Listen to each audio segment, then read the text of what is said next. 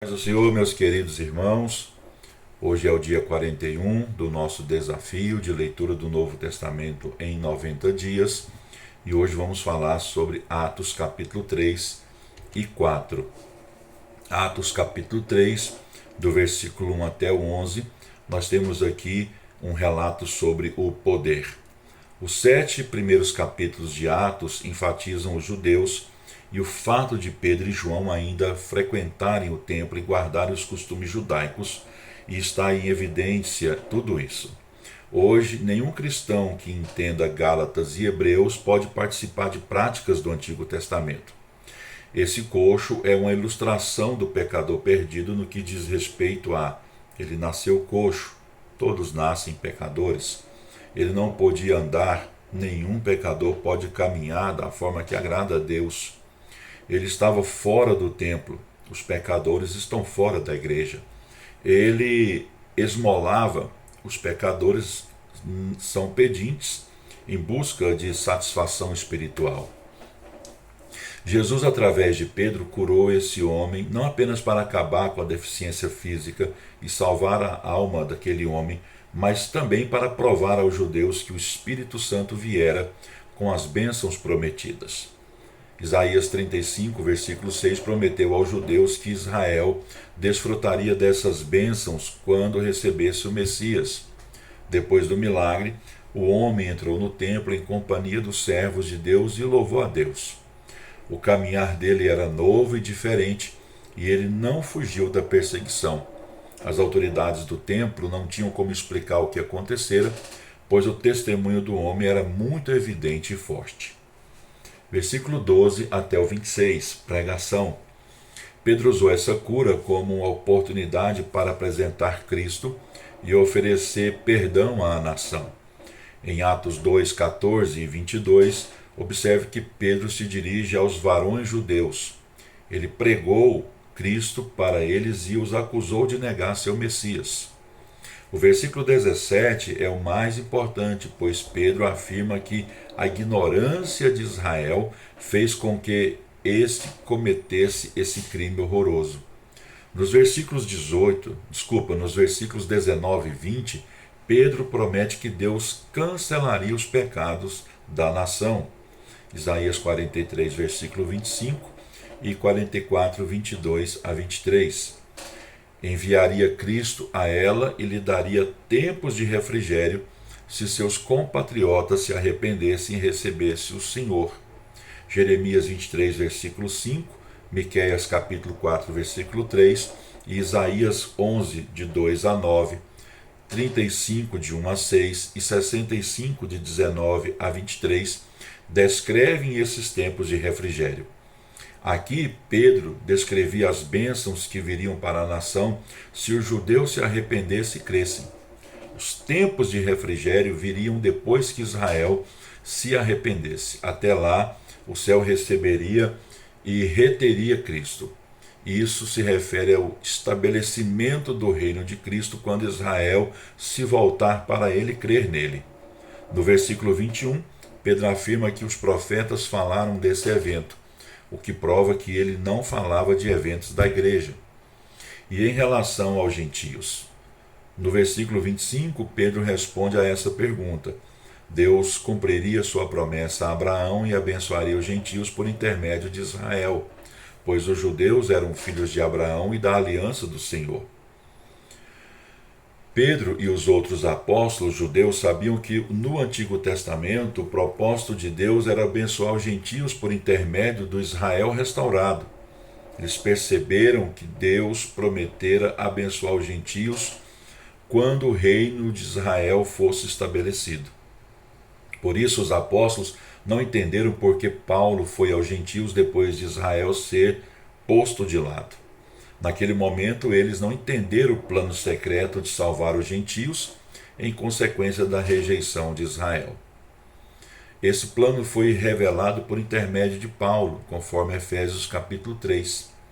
O desígnio profético de Deus para os judeus teve uma parada quando a nação rejeitou a Cristo, o seu Messias. A partir disso, Israel foi posto de lado e a igreja ocupou o cenário principal. Atos capítulo 4, a prisão, versículo 1 até o 4. Esse é o início da perseguição à igreja. Os saduceus não criam na ressurreição e opunham-se à pregação de Pedro. Claro que os sacerdotes não queriam ser acusados pela crucificação de Cristo. Os líderes religiosos israelitas não perceberam que a mensagem de Pedro era a única coisa que podia salvar a nação. Ele cumpriria a promessa anunciada havia séculos pelos profetas se eles admitissem seu pecado e recebessem Cristo. Versículos 5 até o 22 fala sobre o julgamento. Com o tempo, a corte reunida aqui, composta principalmente de membros da família do sumo sacerdote, corrompera-se. Essa era uma reunião oficial do Sinédrio, o mais alto conselho judaico. Em cumprimento à promessa de Lucas, capítulo 21, versículo 12 até 15, e de Mateus, capítulo 10 até 20, capítulo 10, versículo 20, o Espírito Santo orienta a resposta de Pedro. Os crentes, corajosamente, confirma a sua fé no Senhor Jesus Cristo. O versículo 11 identifica Cristo como a pedra e os líderes judeus como os construtores. Essa é uma citação de Salmos 118, versículo 22 e 23. Os judeus rejeitaram Cristo como a pedra escolhida sobre a qual se estabeleceria o reino. A pedra rejeitada tornou-se a pedra angular da igreja. Efésios capítulo 2, versículo 20. Note que Pedro afirma com clareza que Israel rejeitou Cristo. Contudo, no versículo 12, Pedro convida os judeus a crer em Cristo e a serem salvos. Nos versículos 13 até o 16, nos versículos 13 até o 17, o júri fez um recesso a fim de examinar o caso. Ele estava impressionado com a coragem dos apóstolos. Isso era importante em vista de que poucas semanas antes, Pedro, por medo, havia negado Jesus. O sentido literal da frase iletrados e incultos, do versículo 13, é sem instrução e cultura, ou seja, os apóstolos não haviam estudado nas escolas oficiais dos rabis. Todavia, eles sabiam muito mais sobre as Escrituras do que aqueles líderes religiosos. Os líderes também reconheceram que os apóstolos haviam estado com Jesus. Versículo 13. Contudo, eles tinham um problema ainda maior. Como explicar a cura do mendigo? Eles não podiam negar o milagre, por isso resolveram calar os mensageiros. Os apóstolos não aceitaram serem calados, pois a lealdade a Cristo significava muito mais que qualquer proteção do governo.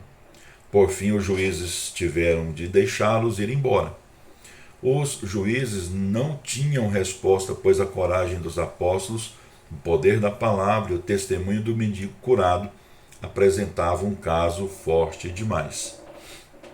Versículo 23 até o 37, nós temos aqui a vitória. A congregação não lamentou o início da perseguição. Antes, os crentes regozijaram-se e oraram. Nos versículos 25 e 26, observe que eles se referem aos Salmos de número 2, um salmo messiânico que fala a respeito do dia em que Cristo retornará a fim de governar com poder. Eles oraram por coragem e Deus respondeu ao enchê-los com o Espírito. O Espírito Santo também uniu os crentes de uma forma tão maravilhosa que vendiam os bens e dividiam com os necessitados. Essa divisão dos bens foi algo temporário na história da igreja primitiva e não é um mandamento para a igreja dos dias de hoje. No entanto, os crentes devem ter o mesmo espírito de amor e de generosidade. Nesse capítulo, parece que coragem é um pensamento-chave. Veja como os cristãos primitivos receberam essa coragem. Eles foram cheios do Espírito Santo, versículo 8 e 31, oraram, versículo 29, e confiaram na palavra de Deus, versículos 25 até o 28. Você e eu teremos coragem em nosso caminhar e em nosso testemunho, se nos alimentarmos da palavra de Deus, orarmos e deixarmos o Espírito Santo dirigir a nossa vida. Cristo nos dá coragem no céu, por isso podemos tê-la na terra. Hebreus capítulo 4, versículo 16 e Hebreus capítulo 10, versículo 19. Termina aqui mais um vídeo. Deus abençoe sua vida. E lembrando que os nossos vídeos têm os comentários extraídos e adaptados aqui conforme a nossa necessidade do comentário bíblico UESB. Até o próximo vídeo. Deus te abençoe.